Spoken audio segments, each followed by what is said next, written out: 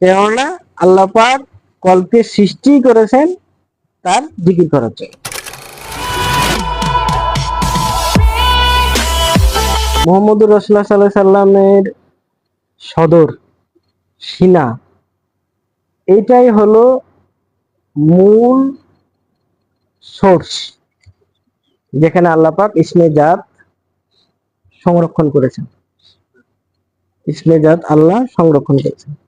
ইসমে জাত আল্লাহর মাধ্যমে রাসূল পাক সাল্লাল্লাহু আলাইহি সাল্লাম তার সাহাবা একরামের দিলকে জিন্দা করেছেন।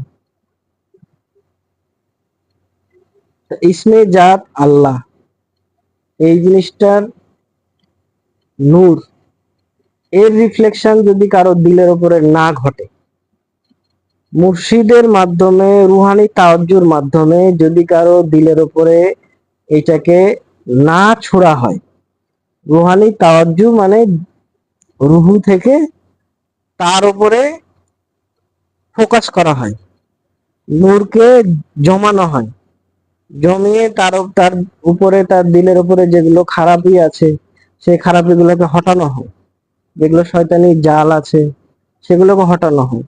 হটানোর পরে আমাদের যেটা আত্মা, আমাদের যেটা জান, এই কল্ব, এই কল্বের উপরে যখন নূর যে পড়ে, যেমন অজ্ঞান একটা ব্যক্তি অজ্ঞান হয়ে আছে, তার কোনো সেন্স নাই, বাট সে কিন্তু জীবিত আছে, তারটা আমাদের ভিতরে অজ্ঞান অবস্থাতে আছে, তার চেতনা নাই। চেতনা যদি থাকতো তাহলে আমরা তাকে ধরে ফেলতাম, তার চেতনা নাই। এই যে চেতনাটা সে পাবে নূরের মাধ্যমে। একটা ব্যক্তি অজ্ঞান হয়ে পড়ে আছে, তার মুখে পানি ছিটা দিলে চামড়ার উপরে যখন তার পানি পড়ে তখন সে চেতনা ফিরে পায় না অজ্ঞান ব্যক্তিগুলা।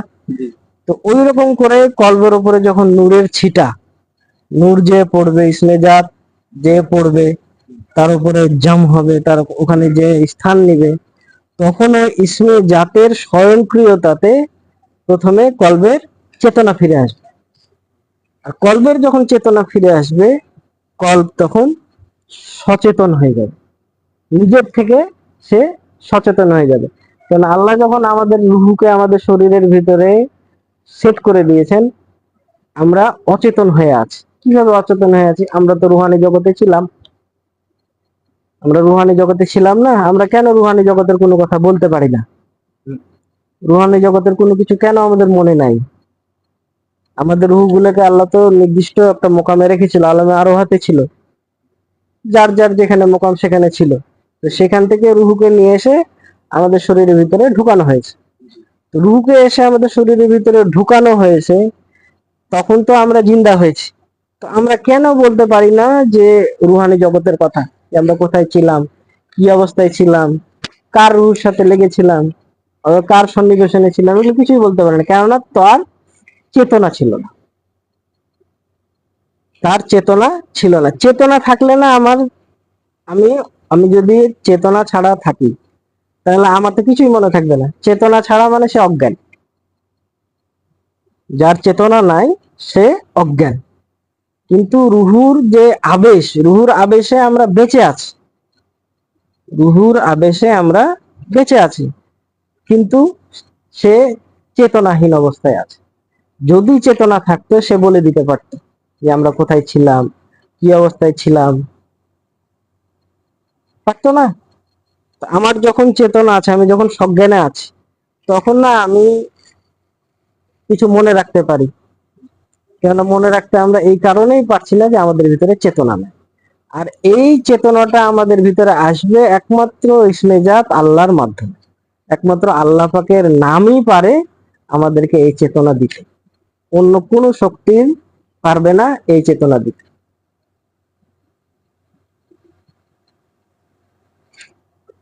আল্লাহ পাক আমাদেরকে যে রুহুগুলো দান করেছে, এই রুহুগুলোর চেতনা আনতে হলে, এই রুহুগুলোকে অ্যাক্টিভ করতে হলে আমাদের জিকির আল্লাহর আবশ্যকতা আছে। ইসমে জাত আল্লাহ যখনই কারো দিলের উপরে, কলবের উপরে বসে যাবে, তখনই সেই ব্যক্তিটার দিল আল্লাহ আল্লাহ বলতে লাগবে। এই আল্লাহ আল্লাহ কেমন বলতে লাগবে? এই আল্লাহ আল্লাহ চোখে দেখাও যাবে, আবার কানে শোনাও যাবে যে ভিতরে আল্লাহ আল্লাহ বলছে। এটা শুধু এক মোকামে হবে না, এই 7 মোকামেই আমাদের হবে। কলব, রুহু, শের, কপি, আকফা, নাফস, আল্লাহ সবগুলোতেই আল্লাহ আল্লাহ জিকির হবে। এখন ইসমে জাত আল্লাহ, এইটা হলো আল্লাহর জাতি নাম।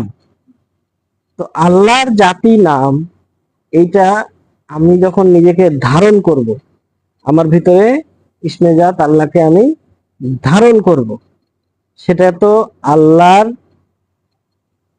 অনুমতি ছাড়া সম্ভব না। এমনকি মুহাম্মদুর রাসূলুল্লাহ সাল্লাল্লাহু আলাইহি সাল্লামের অনুমতি ছাড়াও সম্ভব না। কেননা এই ইসমে জাত আল্লাহর সোর্স দেয়া হয়েছে রাসূলুল্লাহ সাল্লাল্লাহু আলাইহি সাল্লামের সিনাতে, যেখান থেকে সমস্ত তরিকা বেরিয়েছে। রাসূলুল্লাহ সাল্লাল্লাহু আলাইহি সাল্লামের সিনা থেকেই সমস্ত তরিকা বেরিয়েছে। যে কাদেরিয়া, চিশতিয়া, নকশবন্দিয়া, মুজাদ্দিদিয়া, বিভিন্ন যে তরিকাগুলো বাড়িয়েছে, এগুলো কোথা থেকে বাড়িয়েছে? সবগুলো রাসূলুল্লাহ সাল্লাল্লাহু আলাইহি সাল্লামের সিনার সাথে লিংক। ওইখান থেকে ওই রাসূল করিম সাল্লাল্লাহু আলাইহি সাল্লামের সিনার ইসমে জাতের সাথেই এরা সবাই যোগ হয়ে আছে, রুহানি ভাবে, জিসমানি ভাবে না। রুহুর সাথে রুহুর সংযোগ হইতে হলে কি লাগবে? নূর লাগবে। ওটাই হলো পজিটিভ এনার্জি। আর এটাই আছে একমাত্র কামেল মুর্শিদের কাছে। কামেল মুর্শিদ যখন কারো দিলকে, কলকে জিন্দা করবে, জিকির আল্লাহ অ্যাক্টিভ করবে, সে কি করে? তার ভিতরে আল্লাহ যে রুহানি শক্তি দান করেছেন, সে চেতনা পেয়ে গেছে এবং সেটার উপরে সে কামেলিয়াত অর্জন করেছে। কামেলিয়াত অর্জন করা মানে সে আরেকজনকে চেতনা দিতে পারবে, অনুভূতি দিতে পারবে, সে থ্রো করতে পারবে। তো কামেল মুর্শিদ তার সিনা থেকে ইসমে জাতের ফোকাস করবে, যেমন করে টর্চ মারা হয়, টর্চ মারলে টর্চের আলো যে প্রথমে পড়ে, তো আলোটা সন্নিবেশন করবে তার কলবের উপরে, তার দিলের উপরে।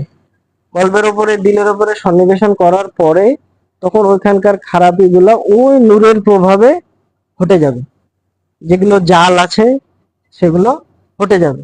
হটে যাওয়ার পরে তখন কলবের উপরে পৌঁছাবে যখন নূর, তখন কলব আল্লাহ বলে উঠবে, কলব আল্লাহ বলে উঠবে।